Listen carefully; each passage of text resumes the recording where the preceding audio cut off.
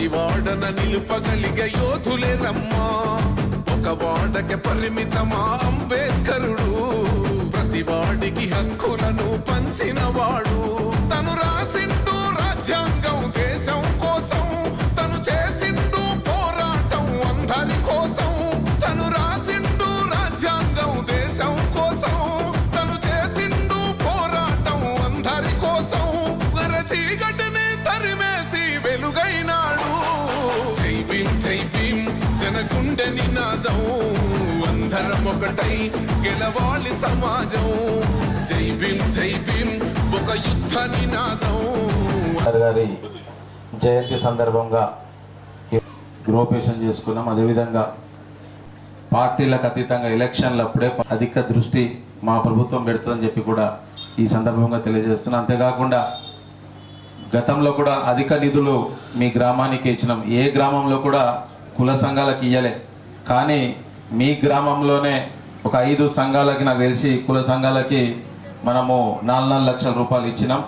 ఇంకా రానున్న రోజుల్లో అభివృద్ధి కోసం తప్పకుండా నిధులు కేటాయిస్తానని చెప్పి కూడా తెలియజేస్తున్నా.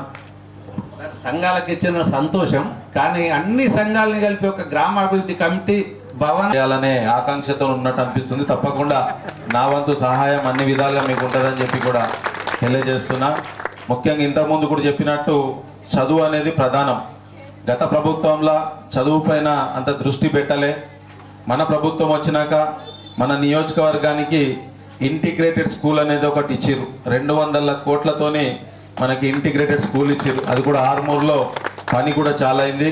అదే కాకుండా తెలంగాణ పబ్లిక్ స్కూల్ అని చెప్పి ఒకటి కొత్తగా మొన్ననే వారం 10 రోజుల క్రితం కూడా మనకి కేటాయించడం జరిగింది.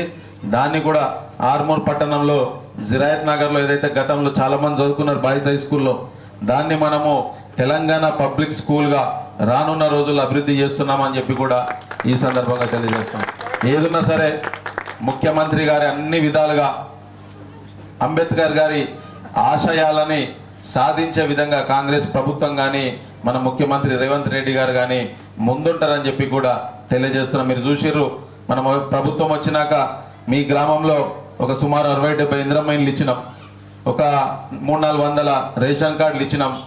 అదే కాకుండా గతంలో బియ్యం తీసుకొని పక్కకు పోయి మళ్ళీ అమ్మేసుకొని ఇంటికి పోయి సన్న బియ్యం కొనుక్కుంటుంటే పోయేటప్పుడు ఇప్పుడు దాన్ని స్వస్తి పలికి మీకు ముఖ్య నాయకులు ఎవరైతే తింటున్నారో అందరూ తినే సన్న బియ్యాన్నే మహిళలకు కానీ అందరికీ కూడా ఇస్తున్నామని చెప్పి కూడా తెలియజేస్తున్నాం. అన్ని విధాలుగా కాంగ్రెస్ పార్టీ మీకు అండగా ఉంటుంది. మన గ్రామాన్ని అన్ని విధాలుగా అభివృద్ధి చేసుకునే విధంగా మేము కూడా పనిచేస్తామని చెప్పి కూడా తెలియజేస్తూ, యాక్చువల్గా ఇలా వెల్మల్లో పెద్ద ప్రోగ్రామ్ ఉంది. ఒక 800-900 మందితోని సాపంక్తి భోజన కార్యక్రమం ఉంది. దానికి మా జిల్లా అధ్యక్షుడు వస్తున్నాడు. మనము ఒక అతిథిని పిలిచి లేట్ అయితే బాగుండదని చెప్పి తొందరలోనే సర్పంచ్ గారు చెప్పిన విషయాలు కూడా మీరు నెరవేరుస్తారని కోరుకుంటూ, మరి ఈ అవకాశాన్ని ఇచ్చిన పెద్దలందరికీ కూడా ధన్యవాదాలు తెలియజేస్తూ మీకు మరి ఒకసారి తెలియజేసుకుంటున్నాం.